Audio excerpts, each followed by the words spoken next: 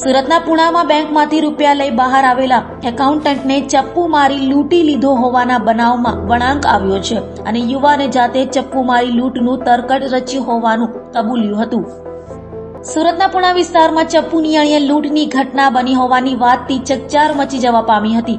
લેસની દુકાનમાં એકાઉન્ટન્ટ તરીકે કામ કરતો યુવક ધ્રુવીન ઘનશ્યામ વાછાણી બેંકમાંથી 3.50 લાખ રૂપિયા ઉપાડી દુકાન પરત ફરી રહ્યો હતો। આ દરમિયાન બે અજાણ્યા યુવકો દ્વારા હુમલો કરીને લૂંટ ચલાવી ભાગી છૂટ્યા હતા।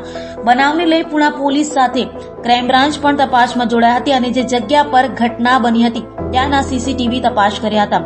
ધ્રુવીનનો ભાંડો ફૂટી ગયો હતો અને તેણે કબૂલાત કરી હતી કે પોતાની ઉપર દેવું થઈ ગયેલ હોવાથી પોતે જ લૂંટનું તરકટ રચેલ હોવાનું જણાવ્યું હતું। ક્રાઇમ બ્રાન્ચ તથા પુણા પોલીસ દ્વારા બુટ ભવાની મંદિર લંબે હનુમાન રોડ પાસેના નાળામાંથી લૂંટમાં ગયેલ રોકડા રૂપિયા 3.50 લાખની રિકવરી ધ્રુવીન સામે ગુનો નોંધી વધુ તપાસ હાથ ધરી હતી।